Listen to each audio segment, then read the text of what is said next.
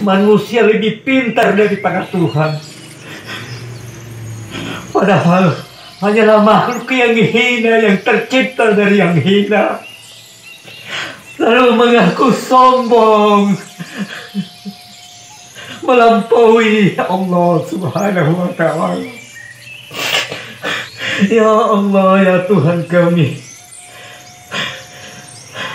berikanlah, turunkanlah pahlawan kedamaian di muka bumi-Mu, bumi yang Engkau rencanakan untuk menjadi surga, malah dibalik menjadi neraka oleh manusia-manusia durhaka. Ya Allah, hukum yang diturunkannya tidak diterima oleh akal goblok ciptaan-Mu. Ya Allah, begitu yang Kau maksud. Firman-Mu dibuang jauh-jauh, hasil pikiran manusia yang dipakai. Aku takut dengan bencana yang akan Engkau kirimkan kapan waktu. Aku tak tahu itu dalam rahasia-Mu, tetapi hamba-Mu selalu mengundang bencana itu. Ya Rasulullah, my heart is so full of love. I wish to be close to my dear.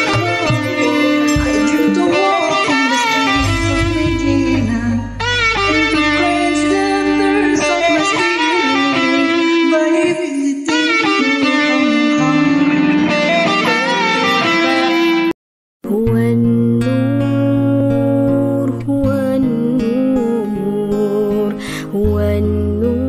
Wahai saudaraku, ada rahasia yang tersembunyi di antara nafasmu yang masuk dan keluar, sebuah pertanda yang terpancar di antara dua huruf ana. Man arafa nafsahu faqad arafa rabbahu. Tahukah engkau bahwa sebelum alam semesta tercipta, Allah telah meniupkan sepercik cahayanya ke dalam ruhmu? Lalu kenapa engkau masih sibuk mencarinya di luar? Aku adalah harta yang tersembunyi. Tapi di mana kau menyelam untuk menemukan mutiara itu? Di layar ponsel? Di pujian manusia? Atau di dasar lautan jiwamu sendiri? Ibnu Athaillah berkata, barang siapa yang tidak mengenal dirinya, maka ia akan tersesat dalam tiga kegelapan. Kegelapan nafsu, kegelapan dunia, dan kegelapan makhluk. Tapi engkau, yang saat ini mendengar bisikan ini, Allah sedang membukakan pintu ma'rifat untukmu. Lihat, setiap kali kau bertanya, siapa aku? Sebenarnya itu adalah bisikan rindu dari ruhmu kepada Sang Pencipta. Karena ruh itu, ia selalu ingat dari mana ia datang. Maka berhentilah sejenak, tarik nafas dalam-dalam. Jika semua topeng dunia ini kulepas, jika semua gelar, harta, dan pencapaian ini kurengku, siapakah aku yang sebenarnya? Ketika kau menemukan jawabannya, percayalah, seluruh alam akan bersujud, karena kau telah menemukan kunci dari segala kunci. Salam untuk jiwamu yang sedang bangun.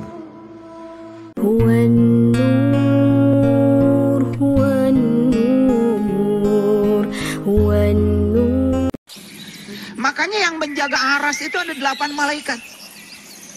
Mari kita rinci. Ini urutannya harus benar.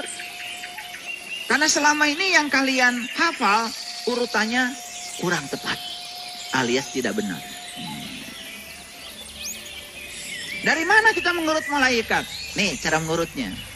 Yang pertama, malaikat yang harus kita kenali adalah malaikat Munkar dan Nakir. Itu dulu. Siapa dia? Dia yang bertanya di kuburan. Apa kuburan? Pasti otakmu langsung. Kuburan adalah tanah. Siapa yang ditanya? Yang ditanya adalah orang yang sudah mati. Gak ada kerjaan malaikat. Orang mati ditanya-tanya. Itu bahasa siloka yang dipahami oleh kita keliru. Kuburan yang sebenarnya adalah tanah. Tanah itu apa? Nih tanah, nih tanah. Makanya Quran mengatakan, aku ciptakan manusia terbuat dari tanah. Apanya? Jasmaninya. Karena tanah adalah unsur. Makanya yang menjaga aras.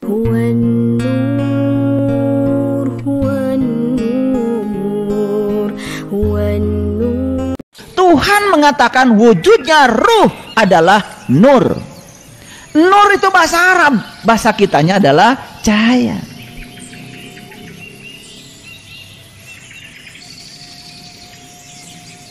Jadi malaikat itu makhluk yang terbuat dari cahaya. Sedangkan diri kita yang sejati kan ruhku. Sedangkan ruhku wujudnya adalah cahaya. Jadi siapa malaikat? Bingung kan? Nah, kalau tidak bingung berarti sudah kosong tuh. Kalau masih bingung karena kita masih menganggap malaikat itu suatu entitas yang keluar dari diri kita. Setan itu suatu entitas yang keluar dari kita. Jadi banyak makhluk tuh. Ada manusia, ada setan, ada malaikat. Bingung kan? Iya. Padahal malaikat di sini, setan di sini, manusia di sini, Adam di sini, Hawa di sini, semua ngumpul di sini. Tuhan mengatakan wujudnya ruh adalah neraka. Itu ciptaan kita sendiri, bukan ciptaan Allah, bukan ciptaan Tuhan. Tidak mungkin Allah yang maha pengasih, maha penyayang menciptakan tempat untuk menyiksa hamba yang dicintainya. Karena dia maha pengasih, dia maha penyayang. Tolong pahami itu. Paradigma yang mengakar di dalam diri kita. Allah itu akan baik kepada kita kalau kita baik kepadanya. Allah itu akan mengazab kita kalau kita tidak baik kepadanya. Paradigma tentang Allah yang semacam itu sudah usang dan harus ditinggalkan. Kita mau baik kepada Allah, kita tidak baik kepada Allah, Allah akan tetap baik kepada kita. Karena dia maha pengasih, dia maha penyayang. Jangan tergoda dan terjebak oleh pikiran dangkal yang semacam itu. Kalau kita baik kepada Allah, Allah akan baik kepada kita. Kalau kita tidak baik kepada Allah, Allah akan tidak baik kepada kita. Yang punya sifat seperti itu bukan Allah.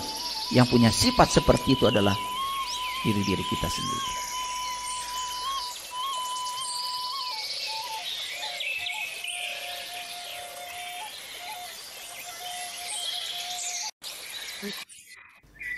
Dalam Quran surat At-Taubah ayat 9, ayat 123 surat 9, Allah mengatakan, hai orang-orang yang beriman, perangilah kekafiran di sekitarmu. Dan hendaklah kekafiran itu diperangi dengan keras. Dan ketahuilah bahwasanya Allah bersama orang-orang yang bertakwa. Maaf ya, ada kekeliruan menerjemahkan ayat ini. Karena selama ini kita menganggap orang kafir itu orang lain. Yang berbeda keyakinan dengan kita, yang diperangi itu mereka. Padahal sesungguhnya kekafiran itu sifat tertutup. Tertutup pikiran kita, tertutup wawasan kita, merasa paling benar, merasa paling hebat. Itu sifat-sifat ketertutupan kita. Tertutup itu bahasa Qur'annya adalah kafir. Jadi orang kafir itu bukan orang lain. Ketika kita masih punya sifat tertutup, merasa paling benar, merasa paling hebat, tertutup dari pandangan orang, sulit menerima kritik, sulit menerima nasihat. Ketika kita menutup diri, sebetulnya kita masih memiliki sifat kekafiran. Itu yang harus diperangi. Dan itu kata Allah ada di sekitarmu. Makanya pantas kalau Allah mengatakan dalam Quran surat Al-Fatihah. Lalu bagaimana cara mengamalkan la ilaha illallah 24 jam? Amalkanlah zikir la ilaha illallah ini secara syariat, secara thariqat, hakikat, dan ma'rifat. Bagaimana cara kita mengamalkan zikir la ilaha illallah secara syariat? Zikir syariat itulah yang disebut namanya dengan zikir tubuh. Kalaulah zikir syariat itu adalah zikir tubuh, maka ketika kita mengamalkan la ilaha illallah, nih la ilaha illallah, itu ada makom-makomnya, ada tempat-tempatnya. Amalkan zikir la ilaha illallah itu dalam bentuk zikir ma'rifat. Zikir ma'rifat ini yang disebut namanya zikir sir. Sir itu artinya rahasia. Apalagi yang mau dibaca, apalagi yang mau dikata lagi, udah habis semuanya. Maka yang tinggal adalah hu saja lagi Bapak Ibu, hu. Maknanya hu itu hanya Allah semata-mata. La sautun wala harfun bil haqqi ilallah. Tidak ada lagi kata dan suara, melainkan hanya Dia semata-mata. Yang memandang Dia, yang mendengar Dia, yang berkata Dia. Kalau dimasukkan kajinya ke dalam kelima hu, yang memandang hu, yang mendengar hu, yang berkata hu, yang berjalan hu, yang bergerak hu, yang diam hu. Kalau kita sudah keluar dari keakuan diri kita, sudah keluar kita bahwa yang melihat itu bukan kita, dan kita keluarkan itu, bahwa yang mendengar itu bukan diri kita, yang hidup itu bukan diri kita, itu diri kita ada keluar namanya. Itu yang disebut namanya fana. Ketika diri kita dah keluar, maka ketika itu pula lah hijab dan dinding itu telah roboh Bapak Ibu. Hijab dan dinding yang ada di dalam kolbu, yang ada di dalam hati, yang ada dalam rohani, yang ada dalam jiwa itu betul-betul telah roboh, telah hancur sehancur-hancurnya. Ketika diri itu telah hancur sehancur-hancurnya, dindingnya, maka ketika itulah nyata senyata-nyatanya Allah itu bisa dilihat dan disaksikan Bapak Ibu. Kalau kita sudah keluar dari keakuan diri kita, sudah keluar kita bahwa yang melihat itu bukan kita, dan kita keluarkan itu, bahwa yang mendengar itu bukan diri kita, yang hidup itu bukan diri kita, itu diri kita ada keluar namanya. Itu yang disebut namanya fana. Ketika diri kita dah keluar, maka ketika itu pula lah hijab dan dinding itu telah roboh Bapak Ibu. Hijab dan dinding yang ada di dalam kolbu, yang ada di dalam hati, yang ada dalam rohani, yang ada dalam jiwa itu betul-betul telah roboh, telah hancur sehancur-hancurnya. Ketika diri itu telah hancur sehancur-hancurnya, dindingnya, maka ketika itulah nyata senyata-nyatanya Allah itu bisa dilihat dan disaksikan Bapak Ibu. Tanazul itu kita memandang dari zatnya, nyatanya zat Allah, ya, nyatanya zat Allah pada nur, maka kelihatanlah nur itu yang berbuat. Nyatanya zat Allah pada nur, disitulah nur itu yang senyata-nyatanya yang berbuat. Dalam pandangan ini hati. Kemudian nyatanya nur pada sir, maka disitu pula lah Bapak Ibu mampu memandang sir itulah sebenar-benarnya yang berbuat. Kenapa sir itu sebenar-benarnya yang berbuat? Karena nur itu sudah nyata pada sir, sudah fana dia ke dalam sir itu, maksudnya sudah lebur, hancur dan nur itu ke dalam sir, maka kelihatanlah sir ini yang berbuat. Kalau sudah nyata sir itu yang berbuat senyata-nyatanya, fanakan sir, hancurkan sir ini sehancur-hancurnya, maka nyatakanlah namanya nur.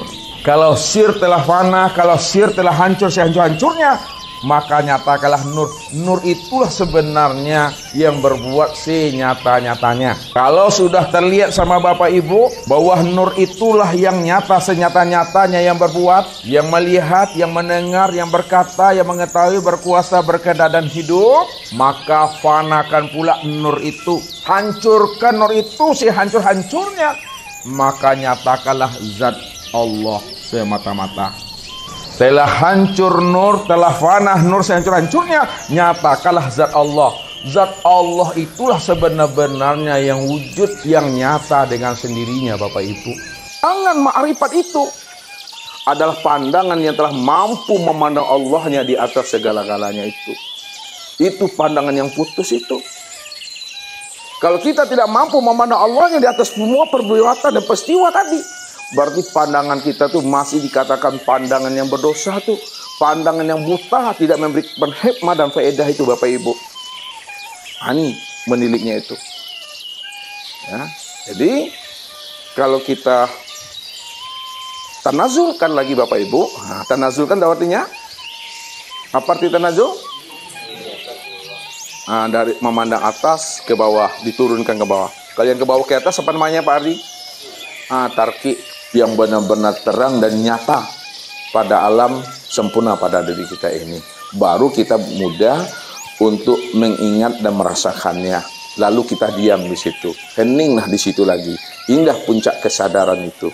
Kesadaran Tuhan bukan kesadaran diri kita ini.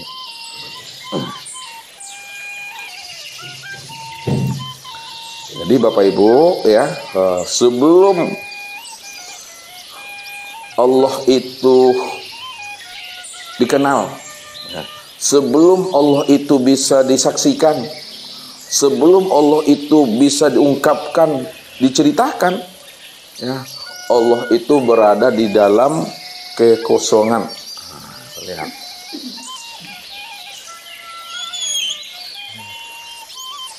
Allah dalam kekosongan, Allah dalam kehampaan, ya. Masa inilah yang dikatakan dengan suatu istilah disebut namanya kuni bil kuni. Kuni bil kuni.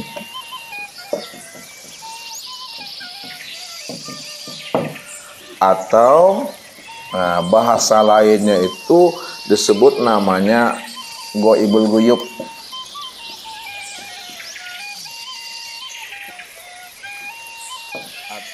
Yang kita terangkan biar jelas mesti nampak wujudnya. Yang dikatakan insan itu yang mana sebagai nyatanya diri Tuhan. Insan itu terdiri daripada tubuh, kemudian ada hati, kemudian ada ruh, kemudian ada sir. Kita akan hancurkan tubuh kita ini sehancur-hancurnya supaya kita mendapatkan isinya. Setelah tahu kita isinya, di dalam isinya itulah sebenarnya rasa itu. Ana pinuri, ana pi abdi itu. Ya, aku di dalam nur, aku di dalam dirimu. Nah, kita lihat. Insan ini tempat memandang secara sempurna nyatanya tajalinya Allah. Zat, sifat, asma dan af'al. Arki itu apa? Untuk menghadirkan pandangan hati kita kepada hakikat wujud yang sebenar-benarnya. Hakikat wujud yang sebenar-benarnya, yang wujud, yang berbuat, yang melihat, mendengar itu tiada lain zatnya Allah semata-mata. Ini yang tarki. Jadi jangan kita tertipu memandang bentuk tubuh, bentuk hati, bentuk ruh, sir dan nur. Tapi pandanglah di balik tubuh, hati, ruh, sir dan nur itu tiada lain adalah zatnya Allah Subhanahu wa taala. Itu yang berdiri dengan sendirinya. Sekarang kita turunkan lagi Bapak Ibu, dari atas turun ke bawah, apa namanya? Tanazul. Nah, ini dari atas ke bawah. Ini disebut namanya dengan tanazul. Walaupun bentuk si A, bentuk si B, bentuk si C kah dia, walaupun dalam bentuk planet-planet kah dia, secara pandangan zahir memang berbeda bentuk manusia dengan planet, planet dengan hewan dan tumbuh-tumbuhan. Karena bentuknya berbeda, rupanya berbeda. Namun pada pandangan hakikat, walaupun bentuk dan rupanya berbeda, pandang hakikat wujudnya sama, wajahnya sama. Itulah nyatanya diri Allah sebenar-benarnya Bapak Ibu. Jadi itulah maknanya kenapa kita disuruh oleh Allah untuk mempertajam pandangan rohani. Kita disuruh oleh Allah untuk mempertajam pandangan rohani supaya kita mampu memandang yang tersirat di balik yang tersurat. Supaya kita mampu memandang yang hakikat di balik syariat. Amalkan zikir la ilaha illallah itu dalam bentuk zikir hakikat. Nah, zikir hakikat itu ini yang disebut namanya zikir ruh. Bagaimana cara mengamalkan zikir ruh, zikir hakikat? Mengamalkan zikir la ilaha illallah dalam bentuk zikir hakikat atau zikir ruh, Bapak Ibu tidak payah membaca la ilaha illallah, tak perlu lagi menyebut Allah-Allah. ambillah kalimah hu pada lafaz Allah itu, maka jadikanlah itu menjadi zikir nafas atau zikir ruh. Hu Allah. Lihat pengamalannya. Hu Allah. Hu itu masuknya napas. Hu. Keluarnya napas Allah. Atau naiknya napas hu. Ya, masuknya napas hu, keluarnya napas Allah. Walillahil masyriq wal maghrib wa aina ma tuwallu fasamma wajhullah. Barat dan timur itu aku yang punya. Kata siapa tuh? Kata Allah. Kalaulah barat, timur, utara, selatan aku yang punya, fa aina ma tuwallu fasamma wajhullah. Kemanapun kamu hadapkan wajahmu, maka yang nampak wajahnya Allah. Kenapa yang nampak wajahnya Allah, Bapak Ibu? Karena dia cuma yang wujud. Wujudnya itu sudah meliputi zahir batin. Zahir batin itu dirinya. Jangan ketika Ustadz mengatakan wujud Allah meliputi zahir dan batin, seolah-olah zahir dan batin berpisah dengan Allah. Ya, wujud Allah itu meliputi zahir batin. A'yan kharjiyah itulah yang katakan diri yang la haula wala quwata. Kalaulah diri ini yang dikatakan la haula wala quwata, lalu mana yang dikatakan illa billah pada diri kita? Yang dikatakan diri yang illa billah itu tidak lain adalah namanya ruh. Itulah yang dikatakan billah. Disitulah kita bisa memahami bahwa diri kita ini betul-betul di hadapan Allah itu adalah tiada. Karena diri kita di hadapan Allah betul-betul tiada, maka diri yang tiada itulah yang disebut namanya dengan Adam. Untuk mengenal Allah, wajib kita mengenali rahasia diri kita ini. Bahwa ruh itu sebenar-benarnya, itulah yang disebut namanya dengan Nur Muhammad. Bukan Nabi Muhammad, Bapak Ibu ya. Nah, Nur Muhammad. Siapa Nur Muhammad itu? Nur Muhammad itu yang disebut namanya rahasia Allah, sirullah. Rahasia Allah. Kalau Nur Muhammad itu rahasia Allah itu tiada lain adalah Allah. Wa fi anfusikum afala tubsirun. Diriku telah wujud dan nyata menjadi rahasia dirimu. Kenapa tidak kamu pikirkan, kata Allah. Maka wajib Bapak Ibu, kalau hati telah bening, hati telah bersih, tidak lagi dipermainkan oleh dunia, dijajah dan dibelenggu oleh nafsu dan akal fikirnya, maka hati ini mampu memandang Allahnya dari setiap peristiwa dan keadaan. Dia mampu memandang Allah di atas segala-galanya. Semakin banyak titik itu mentajalikan dirinya A, B, C, D sampai Z, semakin hilang pula lah titik itu dalam pandangan kita, Bapak Ibu. Kenapa? Yang terpandang tidak titik, yang terpandang huruf A, B, C, dan Z itu. Pandangan syariat memang tidak terlihat titik, yang terlihat adalah rupa titik. Kalau begini bentuknya, ini titik. Nah, kalau begini bentuk titik itu apa nama hurufnya nih? Kalau begini, pandangan syariat sebenarnya memang tidak terlihat titik. Kenapa? Karena titik itu sudah bertajali, berganti bentuk dengan huruf A dan B. Sebenarnya dalam pandangan hakikat, huruf A, huruf B, itulah sebenarnya nyatanya titik itu yang sebenar-benarnya.